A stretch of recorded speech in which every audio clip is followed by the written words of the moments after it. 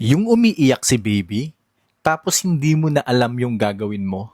Yung parang pati ikaw, iiyak na rin. Kaya naman mga kadadi, bibigyan ko kayo ng tip kung paano ko pinapatahan si baby. First, i-rock mo lang siya left and right. Yung parang nasa loob lang ulit siya ng tummy ni mommy. Second, ito yung chest to chest hug. Yung ilalagay mo lang si baby sa dibdib mo para marinig niya yung heartbeat mo. Instant calm ang nabibigay nito kay baby. Third, ito yung white noise. Ito yung parang tunog ng electric fan or vacuum na shhh.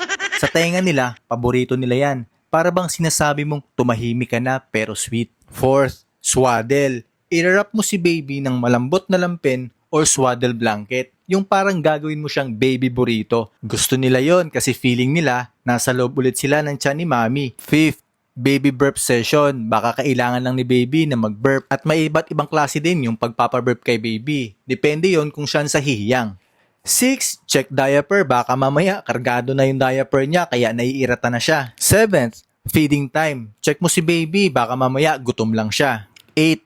Gas check. Kung sa sasakyan, importante ang gas para tumakbo. Sa baby, importanteng walang gas para tumahan. 9th, skin to skin contact. Ito, isa sa paborito ng baby ko. Hinuhubaran ko siya ng t-shirt, yung naka-diaper lang siya.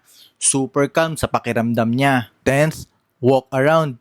Minsan, nakakatulong to kay baby para tumahan agad. 11th, provide pacifier. Hindi lahat ng mami okay dito. Pero if okay sa inyo, nakaka-relax din to ng saking reflex nila. 12, dim the lights. Ito, nakakaiwas ng overstimulation. Dim light is equals to calm mood. 13, lahat tayo marunong nito. Soft singing. Kahit sintonado ka, okay lang yan. Ikaw pa rin ang favorite singer ni baby. 14, kung sobrang grabe na talaga yung pag-iyak ni baby, warm bath. Nakakatulong to para ma-relax yung mga muscle ni baby. 15, ito, simple lang. Change environment.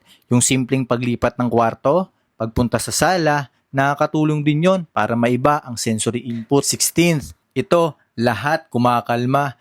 Give a gentle massage gamit yung baby oil or lotion. Simulan mo sa paa, paakyat. Grabe, instant comfort agad yan sa kanila. 17th, ito naman parang may magic.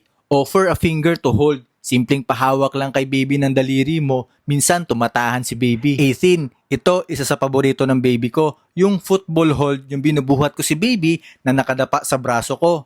Good for birthing at tummy comfort. 19, pwede kang mag-play ng mga soft music, yung mga chill songs lang, tapos low volume lang. Nakakatulong yon para ma-regulate yung mood nila. And last but not the least, stay calm yourself. Ikaw mismo na nagbubuhat, dapat kumalma ka. Kasi kung ikaw yung sarili mo, hindi mo mapakalma, paano mo pa mapapakalma si baby? Ramdam ni baby kapag relax ka. Kaya pag relax ka, mas mabilis din silang kumakalma. At sana, makatulong itong video na to sa inyo. At samahan nyo pa kami sa journey namin bilang bagong magulang. Hindi lang to basta vlog, totoong buhay to. Salamat sa pagdaan at sana sa susunod kasama ka ulit namin.